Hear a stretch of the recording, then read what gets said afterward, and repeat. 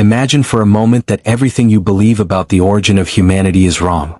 That the sacred texts we know are merely fragments of a much more disturbing truth.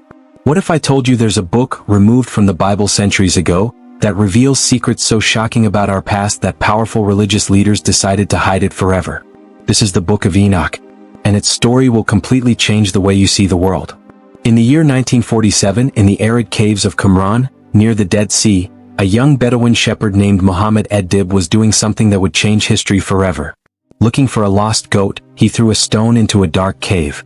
The sound he heard was not the expected bleating of an animal, but the cracking of something breaking. Something very old. When he descended into the cave, Muhammad found ceramic jars containing scrolls that had remained untouched for more than 2,000 years. Among these manuscripts was a discovery that would make archaeologists and theologians worldwide lose sleep. Fragments of the Book of Enoch, a text that the church had declared lost more than 1,000 years ago. But why was this book removed? What did it contain that was so dangerous? The answer lies in the first lines of the text, written more than 2,300 years ago. Enoch, described as the seventh patriarch from Adam, begins his narrative with a statement that would chill anyone's blood. I observed everything in vision, and I learned through the word of the holy angels who watch, and from them I learned everything, and I understood that it is not for this generation, but for a distant generation that will come. Enoch was writing for us, for our generation. The book reveals that before the flood, celestial beings called watchers, or vigilantes, descended to earth. These were not ordinary angels. They were 200 powerful angels, sent to watch over humanity. But something went terribly wrong. Under the leadership of an angel called Semjaza, these watchers did something unthinkable. They decided to abandon their celestial posts and take human wives. The book describes in disturbing detail how these supernatural beings made a terrible pact on Mount Hermon. Let us all make an oath, said Semjaza to the other angels, and bind ourselves to each other through curses, so that we do not change our minds about this plan, but execute it completely. And so they did. But the consequences of this forbidden union went far beyond what anyone could imagine. The human women who united with these celestial beings gave birth to children who were neither completely human nor completely angelic. They were the Nephilim, giants of supernatural strength and insatiable appetites. The Book of Enoch describes these hybrids in terrifying terms. And they conceived and gave birth to great giants whose height was 3,000 cubits. These consumed all the acquisitions of men. And when men could no longer sustain them, the giants turned against them and devoured humanity. 3,000 cubits. That's equivalent to more than 1,300 meters in height. Impossible beings who consumed not only food but human blood. Gigantic cannibals who transformed the earth into a slaughterhouse. But the corruption didn't stop there. The fallen watchers began to teach humanity knowledge that should never have been revealed. Azazel taught men to forge swords and manufacture weapons of war. Semjaza revealed the secrets of roots and plants, giving rise to witchcraft. Barakal taught astrology, Kokabel the mysteries of the stars, and Turul the signs of the stars. Other fallen angels taught human women even more dangerous arts.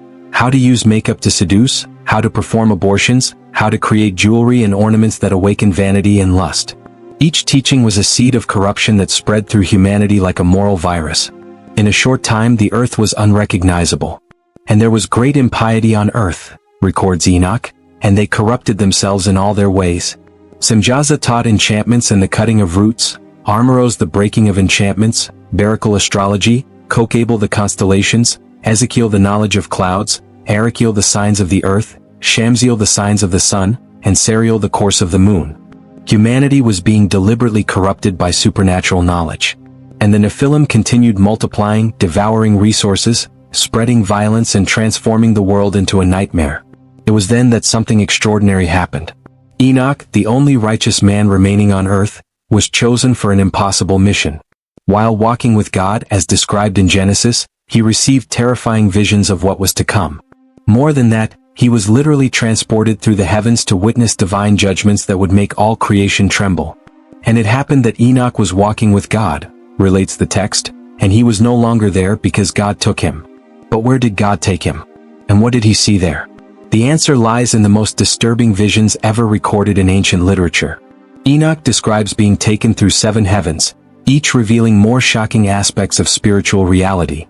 In the first heaven, he witnessed the fallen angels being imprisoned in eternal darkness, screaming in agony.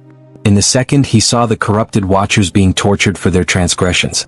And as he ascended, the revelations became more disturbing. He saw the throne of God, surrounded by seraphim whose songs made the heavens tremble. He saw the books where the destinies of all men were written. And, most importantly, he saw the final judgment that was to come, not just upon the fallen angels, but upon all corrupted humanity. I saw there all the works of the heavens, writes Enoch, and how the kingdom is divided among them, and how the actions of men are weighed in the balance. But the most shocking vision was yet to come. Enoch was called to a mission that would test even his unshakable faith. He was to return to earth and deliver a message of judgment to the very fallen watchers who had corrupted humanity. Imagine the terror, an ordinary mortal confronting angelic beings of immeasurable power, to announce their eternal condemnation. When Enoch descended to the place where the watchers were gathered, they immediately recognized what he represented. Semjaza, the leader of the fallen angels, approached with a mixture of desperation and authority that still echoed from his lost glory. "Enoch, scribe of righteousness," said Semjaza, "go and declare to the watchers of heaven who abandoned the high heaven, the eternal and holy place, and defiled themselves with women, you will be on earth and will have no peace." It was a sentence of eternal death. But the fallen watchers, even in the face of condemnation, attempted one last desperate move. They begged Enoch to intercede for them, to write a petition to the Almighty asking forgiveness for their crimes. Beings who had once been princes of heaven now crawled before a mortal, pleading for mercy. Enoch, moved by compassion, agreed to try. He wrote the petition, ascended again to the heavens, and presented the request before the throne of God. The answer he received was as terrible as it was definitive. "Go and tell the watchers of heaven, who sent you to intercede for them, you should intercede for men and not men for you. Why did you leave the high, holy and eternal heaven, and sleep with women, and defile yourselves with the daughters of men and take wives for yourselves, and act like the sons of earth and beget giant children?" There would be no forgiveness. There would be no second chance. The condemnation continued, and now the giants born from spirits and flesh will be called evil spirits on earth, and on earth will be their dwelling. Evil spirits will proceed from their bodies, because they were born from men, and from the holy watchers is their beginning and first origin. They will be evil spirits on earth, and evil spirits they will be called. This passage reveals something few understand. According to the book of Enoch, the demons that torment humanity are not fallen angels, but the spirits of the dead Nephilim, human angelic hybrids who became trapped on earth, feeding on chaos and human corruption. Enoch returned to earth carrying not only the sentence of condemnation of the watchers, but also terrible visions of what was to come, the flood that would purify the earth of all corruption. "And I, Enoch, was blessing the Lord of majesty and the King of ages," he writes, "and behold the watchers called me Enoch the scribe and said to me, Enoch, scribe of righteousness, go and declare to the watchers of heaven who abandoned the high heaven, the eternal holy place and corrupted themselves with women, doing as the sons of men do, taking wives, you have caused great destruction on earth." The message was clear, divine judgment was coming and nothing could stop it. But here's the mystery that has intrigued scholars for centuries. If Enoch was taken by God before the flood, how did his book survive the total destruction of corrupted humanity? The answer lies in an even more surprising revelation. According to ancient traditions preserved in Ethiopian and Slavic texts, Enoch not only wrote his visions, he transmitted them to his great-grandson Noah through divine revelations. Noah himself, chosen to preserve life on earth, was also chosen to preserve Enoch's teachings for future generations. "And now, my son Methuselah," writes Enoch in his final message, "all these things I tell you and write, everything I have revealed to you and given you the books concerning all these things. Preserve, my son Methuselah, the books from your father's hand, and deliver them to the generations of the world." Methuselah, who lived 969 years, longer than any other human being, became the guardian of Enoch's secrets. And when the time of the flood came, he passed this sacred knowledge to Noah, who carried it in the ark along with the seeds of all life. Thus, humanity's most disturbing secrets survived the total destruction of a corrupted civilization. But the story doesn't end with the flood. The book of Enoch makes specific prophecies about what would happen after the waters receded. It predicts that the spirits of the Nephilim would remain on earth, influencing humanity toward corruption. It prophesies the return of magic, astrology, weapons of war, and all the forbidden knowledge the Watchers had taught. Even more disturbing, Enoch predicts that in the last days, our time, there would be a resurgence of the same type of corruption that caused the original flood. Supernatural beings would again mingle with humanity, and giants would appear again on earth. And they will take wives for themselves, and everyone will choose a wife each. He prophesies about the last days, and they will begin to approach them and defile themselves with them, and teach all manner of sin to women. And these women will bear giants, and thus all the earth will be filled with blood and iniquity. Are we living in these days prophesied by Enoch?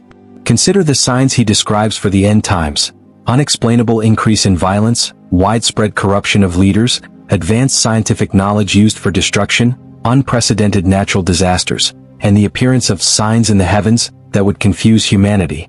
Even more intriguing are his prophecies about cars that move without horses, a surprisingly accurate description of modern automobiles, and men who speak with distant people as if they were present, a perfect description of telecommunications.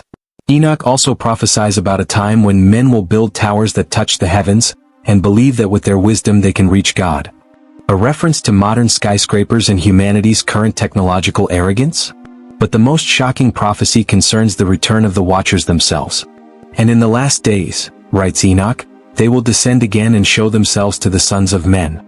And men will call them by other names, but they are the same Watchers who fell in the beginning.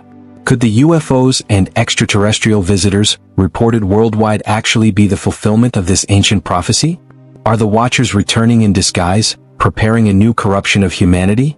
The Book of Enoch suggests yes. And there are disturbing archaeological evidences that seem to support these claims. In 1912, archaeologists discovered in the ruins of Çatalhöyük, Turkey, cave paintings over 9,000 years old showing gigantic humanoid figures interacting with smaller beings, clearly humans. The proportions suggest the giants were between 3 to 4 meters tall. In Peru, the mysterious Nazca lines can only be seen completely from the air, as if they had been created for flying beings. The lines themselves show figures that some interpret as astronauts or non-human beings. In Sumeria, cuneiform tablets thousands of years old describe the Anunnaki, celestial beings who descended from heaven and created hybrids with humans. The similarities to Enoch's narrative are impossible to ignore. And in 2019, the discovery of gigantic human fossils in Bulgaria shocked the scientific community. The skeletons measured more than 3 meters tall and had anatomical characteristics impossible for normal humans: elongated skulls, cranial capacity 50% larger than the human average, and a bone structure suggesting superhuman strength. These discoveries were quickly removed from the media and the fossils disappeared into private collections. Coincidence? The Book of Enoch suggests not. It warns that in the last days, powerful world leaders would actively work to suppress evidence of humanity's true past, because this truth would reveal that we are repeating the same mistakes that caused the original flood. And in those days, prophesies Enoch, the kings of the earth and the mighty who possess the earth will begin to lament because of the works of their hands, because on the day of their affliction and anguish they will not be able to save their souls. This is one of the reasons why the Book of Enoch was removed from the Bible. At the Council of Laodicea in 364 AD, leaders of the early church officially decided that the Book of Enoch was apocryphal, non-canonical. They argued that its revelations were too disturbing for common faith and could cause despair among the faithful. But recently discovered historical documents suggest more sinister motivations. Letters preserved in Coptic monasteries reveal that some bishops were concerned not with the faith of ordinary Christians, but with the political power of the church. Enoch's prophecies about widespread religious corruption in the last days were too specific, naming practices that these same leaders were already adopting. If people know what Enoch really wrote about spiritual leaders of the last days, wrote an anonymous bishop, our authority will be questioned and our influence will diminish. The Book of Enoch prophesied that in the last times, religious leaders would become corrupt, accumulating wealth while people suffered, that they would build magnificent temples for their own glory instead of serving the needy, that they would distort scriptures to maintain political power. These prophecies were too specific to be comfortable. So the book was lost. Copies were burned. References were removed from other texts. For more than 1,000 years, only fragments survived in remote Ethiopian monasteries, where Coptic monks preserved traditions the rest of the world had forgotten. Until, in 1947, the caves of Qumran revealed the truth that had been hidden. But even after the discovery of the Dead Sea Scrolls, the Book of Enoch remained controversial. Seminaries avoid teaching it. Many modern Bible translations remove even the references to Enoch that still exist in other canonical books. What is there in this ancient text that still bothers modern religious authorities so much? The answer may lie in Enoch's final prophecies about the coming judgment. He describes with precise detail a time when humanity would develop technology capable of destroying all life on Earth, a clear reference to modern nuclear weapons. He prophesies about plagues created by men that would spread throughout the world, possible reference to biological warfare or artificial pandemics.